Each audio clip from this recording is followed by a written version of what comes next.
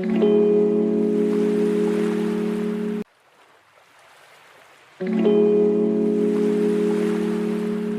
Morning, আশা করি তোমরা সবাই ভালো আছো আর আমিও ভালো আছি। তো মায়া ব্লগ অ্যান্ড কুকিং চ্যানেলে আরও একবার ওয়েলকাম জানিয়ে শুরু করছি আজকের ভিডিও। তো আজকে হচ্ছে বৃহস্পতিবার। তো সকাল সকাল সব বাসি কাজ শেষ করে স্নান করে এসে ঠাকুর পুজোটাও করে নিয়েছি। তো বড় ছেলে তো কলেজে চলে গেছে, 7:30টার সময় কোচিং করে আবার কলেজ করে আসবে, আর ছোটো ছেলে ঘরে বসেই পড়ছে। তো দেখো আমি রান্নাটা বসিয়ে দিয়েছি, আমার ভাতটাও হয়ে গেছে। তো এখানে আমি আজকে ডিম ভাত করেছি সকালবেলা, রোজ দিন তো রুটিই করি, তো আজকে আর করলাম না। আর এদিকে দেখো ছোটো ছোটো আলু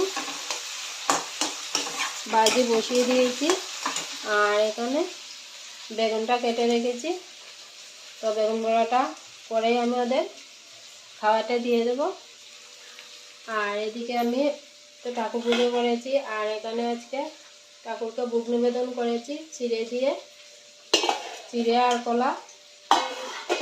সকালবেলা খাওয়া দাওয়া শেষ করে নিয়েছি, আর এদিকে অনেকটাও সময় আছে দুপুরে রান্না করার। তো এদিকে দেখো তোমাদের দাদা আবার বাজার থেকে অনেকগুলো বড় নিয়ে এসছে।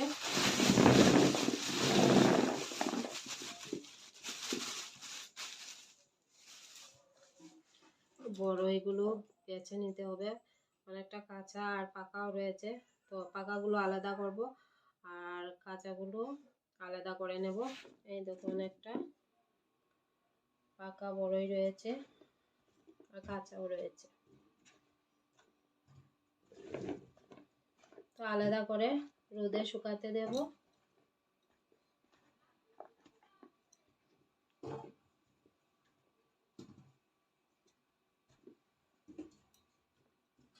তো এদিকে দেখো আমি বড়ইগুলো বেছে নিয়েছি, কাঁচা বড়ইগুলো আমি আলাদা করে নিয়েছি, আর এদিকে রয়েছে পাকা বড়ই।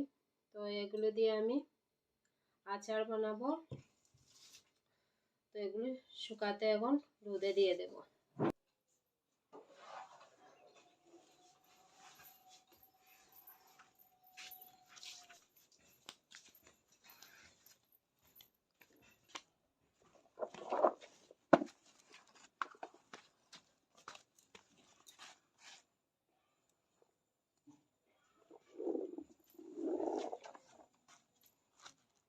তো এবারে উঠোনে বড়ই রোদে দিয়ে দিচ্ছি।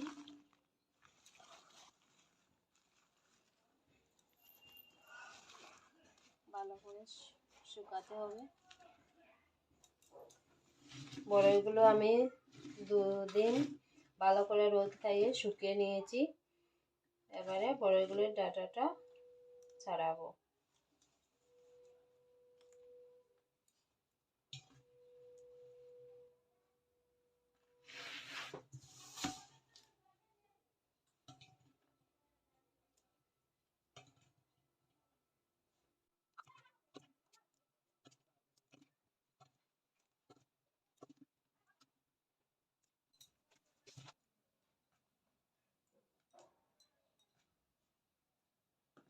এবারে সবগুলো বড়ই ডাঁটা ছুটিয়ে নিয়েছি আমি।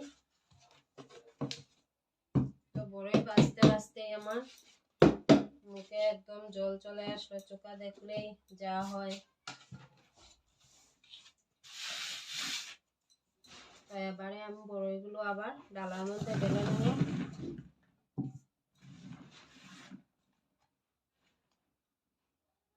এভাবে সব একটু একটু ফাটিয়ে নেব বড়ইগুলো।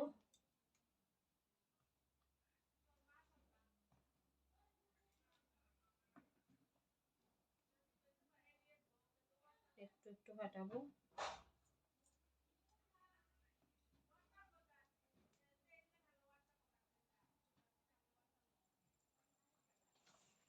এতে বড়ের মধ্যে পোকা টোকা থাকলে দেখা যাবে।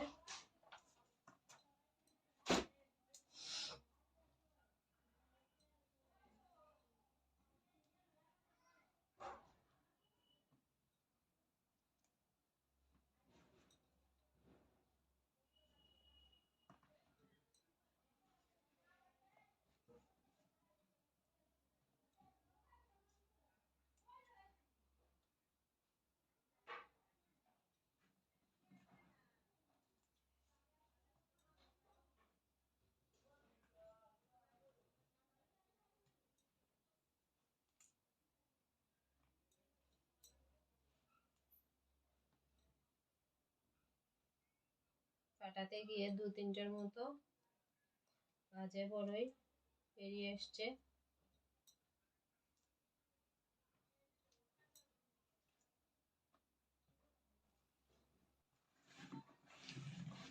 এবারে বড়িগুলোতে আমি নুন হলুদ দিয়ে দেব।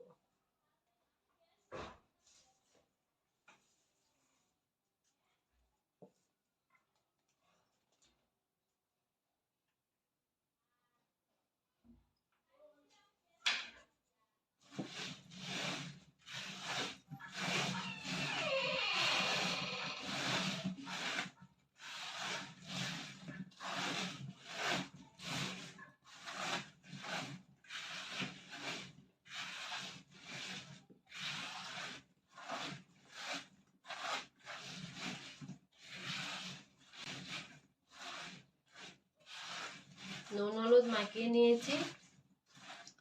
এবারে বড়ইগুলো 3-4 ঘন্টার মতো রোদে দিয়ে দেব।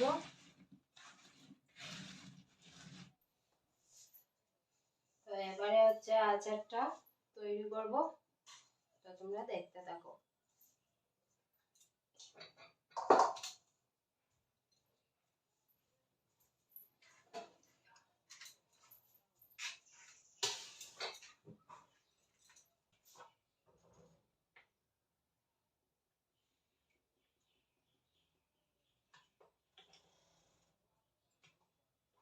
তো প্রথমে আচারে দেওয়ার জন্য তেলটা আমি গরম করে নেব। তেলের মধ্যে দিয়ে দিলাম শুকনো লঙ্কা,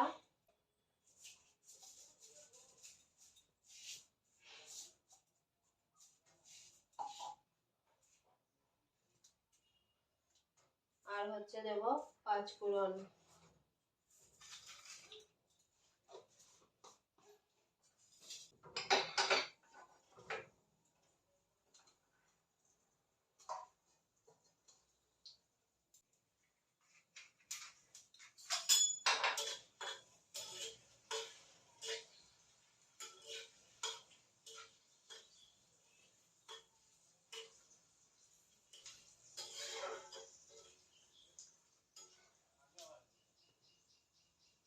তো এবারে তেলটা আমি গরম করে নিয়েছি।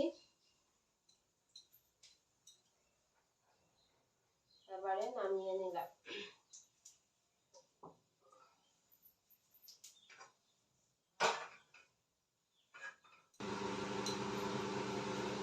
কড়াইটা গরম হয়ে গেছে। এবারে আমি ধনিয়াটা ভাজবো।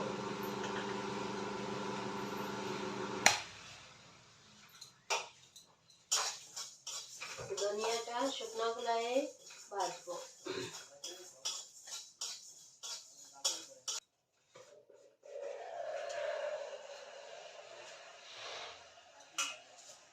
তো এবারে দিচ্ছি আমি মৌরি,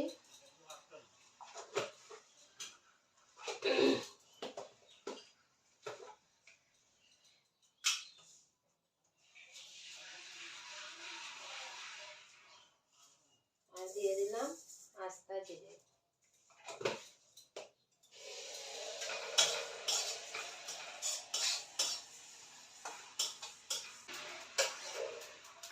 তো মশলাটা আরাম করার জন্য আর বাটবো না, এবারে নামিয়ে নিলাম। তো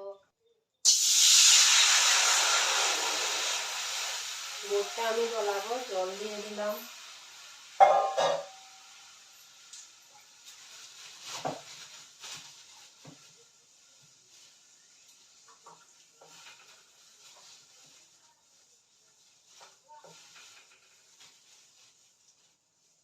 পুরো দাগলেও কিচ্ছু হবে না, গলে যাবে।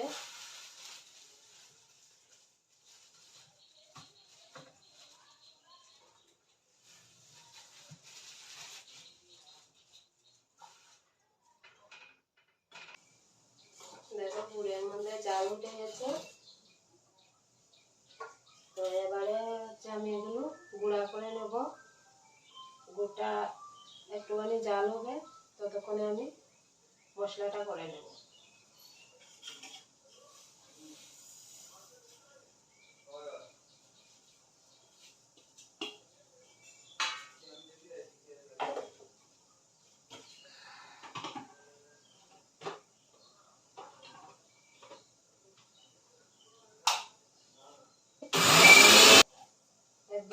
মিহি করিনি, একটুখানি আধ ভাঙা করে করেছি। আচারে এরকম মশলা দিলেই ভালো হয়।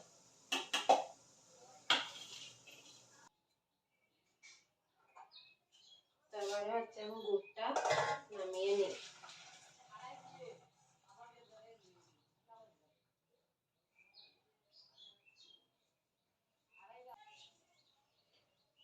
তো গুড়টা আমি আস্তে আস্তে করে ডালবো, কেননা নিচে অনেক ময়লা বালি টালি এইসব থাকে। এই যে অনেকটাই বালি বেরিয়েছে।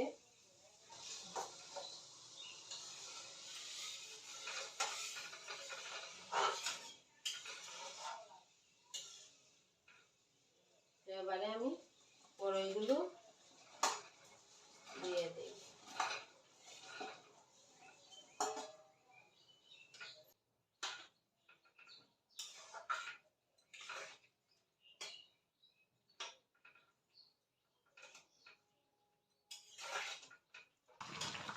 এবারে দেখো আচারে পুর ধরে গেছে। তো এবারে হচ্ছে আমি মশলাগুলো দিয়ে দেব। নুন আর হলুদটা তো আমি আগেই দিয়েছিলাম। তো এবারে মশলাগুলো দিয়ে দিই।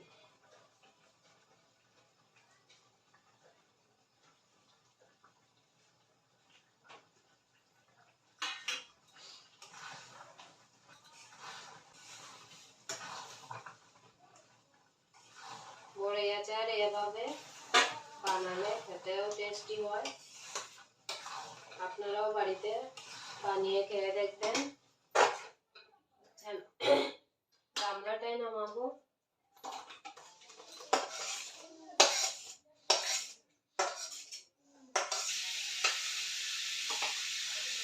তো তেলটা দেবো আমি, তেল আর শুকনো লঙ্কা ভেজে রেখেছিলাম। তো এগুলো দেবো আমি আচারটা একটু ঠান্ডা হওয়ার পর। তো এবারে হচ্ছে গরম করে রাখা তেল লঙ্কার ফোড়নটা দিয়ে দিলাম। আচারে তেলটা ঠান্ডা করেই দিতে হয়।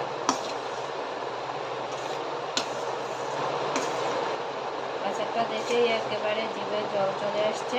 তোমরাও এভাবে বাড়িতে বানিয়ে খেয়ে ভালো লাগে।